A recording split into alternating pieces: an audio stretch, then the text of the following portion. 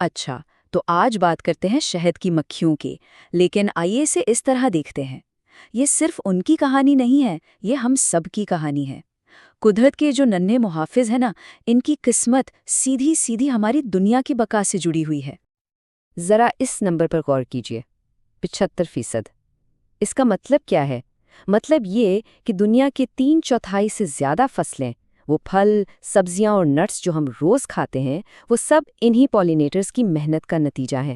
بالکل، ہماری پلیٹ میں جو کھانا ہے نا، اس کی بنیاد یہی ہے۔ اور اس محنت کی قیمت سن کر شاید یقین نہ آئے، سالانہ $577 ارب۔ جی ہاں، اتنے سے جاندار گلوبل اکانومی میں اتنا بڑا حصہ ڈالتے ہیں۔ تو بات صاف ہے، جب ہم ان کی بات کرتے ہیں تو مسئلہ صرف ماحول کا نہیں، ہماری پوری معیشت داؤ پر لگی ہے۔ تو چلیے ذرا اس مشترکہ قسمت کو اور گہرائی سے سمجھتے ہیں، کیونکہ یہ بات سمجھنا بہت ضروری ہے کہ مکھیوں کا زوال صرف ان کا مسئلہ نہیں، یہ ہماری اپنی بقا اور خوشحالی کا سوال بن چکا ہے۔ کبھی سوچا ہے کہ اگر مکھیاں غائب ہو جائیں تو کیا ہوگا؟ دیکھیں، 90% جنگلی پھولدار پودے جو ہمارے ایکو سسٹم کی سمجھ لیں کہ ریڑھ کی ہڈی ہیں، وہ ختم ہونے لگتے ہیں۔ اور یہ بالکل ایک ڈومینو ایفیکٹ کی طرح ہے۔ پودے گئے تو ان پر جینے والے پرندے اور جانور بھی خطرے میں آ گئے۔ پورا کا پورا قدرتی توازن ہی بگڑ جاتا ہے۔ اصل میں نا، شہد کی مکھیاں ہمارے لیے ایک آئینہ ہیں۔ ان کی حالت دیکھ کر ہم اپنے سیارے کی صحت کا اندازہ لگا سکتے ہیں۔ وہ ہمیں صاف صاف دکھاتی ہیں کہ ہمارے کیے گئے کاموں کا نتیجہ کیا نکل رہا ہے۔ اس بحران کی سب سے خوفناک علامت ہے کالونی کولیپس ڈس آرڈر۔ یہ ایک بہت ہی پراسرار اور تباہ کن چیز ہے۔ ہوتا کیا ہے کہ ایک چھتے کی ہزاروں کارکن مکھیاں راتوں رات غائب ہو جاتی ہیں، بس پیچھے رہ جاتی ہے ایک اکیلی ملکہ، ڈھیر سارا کھانا اور چند نرس مکھیاں، بس وہی اس خاموش تباہی کی گواہ ہوتی ہیں۔ لیکن سوال یہ ہے کہ آخر یہ ہو کیوں رہا ہے؟ دیکھیں، اس کی کوئی ایک وجہ نہیں ہے۔ یہ ایک بہت الجھا ہوا جال ہے۔ ایک طرف تو زہریلی کیڑے مار دمائیاں ہیں، دوسری طرف قدرتی گھروں اور جنگلات کی تباہی، پھر اوپر سے نئی بیماریاں اور کلائمیٹ چینج کا بڑھتا ہوا پریشر۔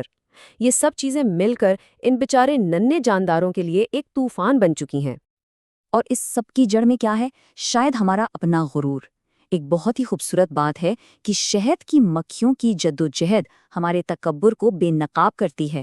ہمارا فوری فائدے کے لیے قدرت کو استعمال کرنا، لمبے عرصے کے نتائج کی پرواہ کیے بغیر، یہ جو ہماری شارٹ ٹرم تھنکنگ ہے نا، اسی کا نتیجہ ہے کہ آج ہم اس موڑ پر آ گئے ہیں۔ اور اس کہانی کے 2 بڑے ولن ہیں صنعتی زراعت کے طریقے۔ پہلا ہے نیو نیکوٹینائڈز۔ یہ ہیں خاموش قاتل کیڑے مار دوائیاں۔ یہ سیدھا مکھیوں کے دماغ پر اثر کرتی ہیں، جس سے وہ اپنا راستہ بھول جاتی ہیں اور کبھی اپنے چھتے تک واپس ہی نہیں پہنچ پاتی۔ اور دوسرا ولن مونو کلچر، یعنی میلوں تک صرف ایک ہی فصل اگانا۔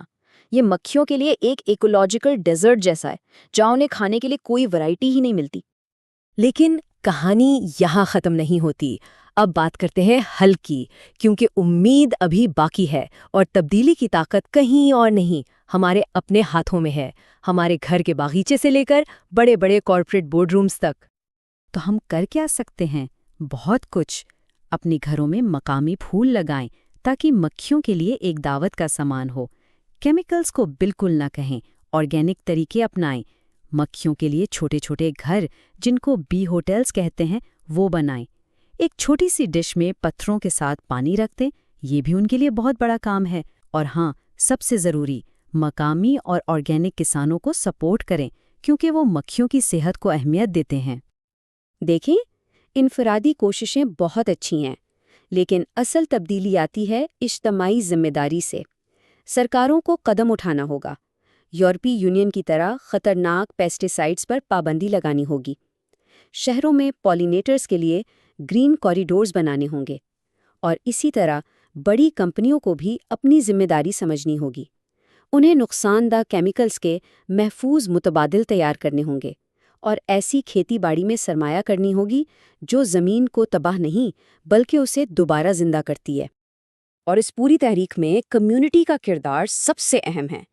NGOs جیسے ادارے تعلیم اور ایڈوکیسی کے ذریعے اس جنگ میں فرنٹ لائن پر ہیں، اور سٹیزن سائنس جیسے پروجیکٹس کی وجہ سے تو اب تو کوئی بھی بس اپنے فون سے تصویر لے کر مکھیوں کی آبادی کو مانیٹر کرنے میں مدد کر سکتا ہے اور اس اہم ریسرچ کا حصہ بن سکتا ہے۔ تو چلیے ایک لمحے کے لیے تصور کرتے ہیں ایک ایسے مستقبل کا جہاں ہم نے یہ سب ٹھیک کر دیا ہے، ایک ایسا کل جہاں انسان اور مکھیاں ایک ساتھ امن اور ہم آہنگی سے رہتے ہیں۔ ہمارے شہر کیسے دکھیں گے؟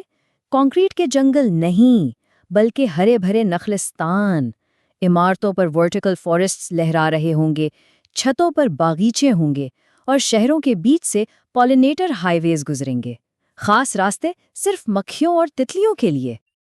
اور ہمارے کھیت میلوں تک پھیلی ایک فصل کے بجائے وہاں قدرتی جنگلات کی طرح کئی فصلیں ایک ساتھ اگ رہی ہوں گی۔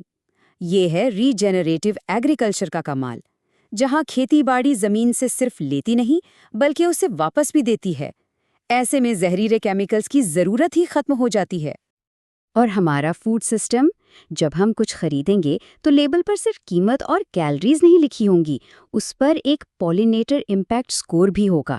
یہ سکور بتائے گا کہ اس کھانے کو اگانے میں ان ننھے محافظوں کا کتنا خیال رکھا گیا ہے۔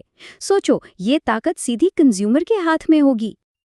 لیکن سب سے بڑھ کر ہماری سوچ میں ایک انقلاب آئے گا۔